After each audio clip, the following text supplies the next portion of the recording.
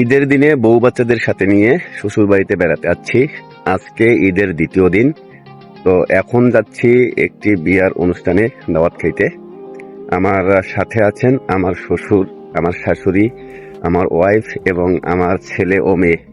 তো চলুন তাদেরকে আপনাদের দেখাই। ইনি আমার শ্বশুর, আমার ছেলে রাইয়ান শেখ, আমার শাশুড়ি, আমার মিসেস এবং আমার মেয়ে রাফিয়াতুজ্জান্নাত রুহি। আমাদের গ্রামাঞ্চলে সারা বছরই বিয়ে শাদী লেগেই থাকে। বিশেষ করে ঈদের সময়ে প্রচুর বিয়ের অনুষ্ঠান হয়। বিয়ের ধুম চাপে, বিয়ের আমেজ খুব ভালোভাবে এই সময় মানুষ উপভোগ করে।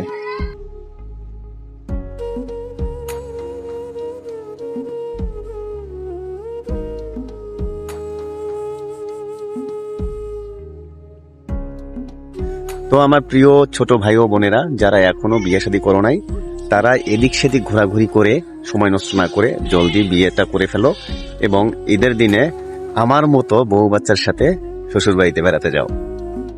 ঈদের সময় গ্রাম অঞ্চলে বিয়ের ধুম বাজে, এর কারণ হচ্ছে গ্রাম অঞ্চলের অধিকাংশ মানুষ শহরে চাকরি করে আর তারা ঈদের সময় লম্বা একটা ছুটি পায়, আর এই ছুটিতে তারা গ্রামেই ঘুরতে আসে, গ্রামে ঈদ উদযাপন করে।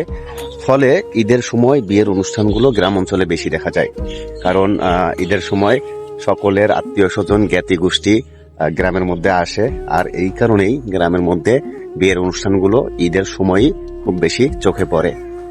গ্রামীণ জনজীবনে সুখ দুঃখ, হাসি কান্না, অভাব অনটন, রোগ শোক কানায় কানায় পরিপূর্ণ।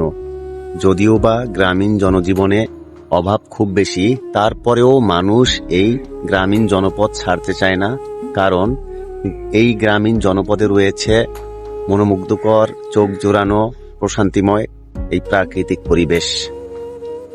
আপনি যদি গ্রামে বসবাস না করে থাকেন তাহলে আপনি কোনোভাবেই এই গ্রামের জীবনের প্রশান্তি অনুধাবন করতে পারবেন না।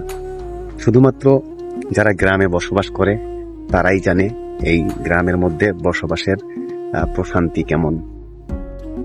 ঈদের ছুটিতে যারা গ্রামে এসেছেন অথবা শহরে রয়েছেন কিংবা দেশের বাহিরে রয়েছেন, সবার জীবনে সুখ, সমৃদ্ধি ও শান্তির ছোঁয়া নেমে আসুক এই প্রত্যাশায় এখানে শেষ করছি। সবাই ভালো থাকবেন, সুস্থ থাকবেন। ঈদ মুবারক।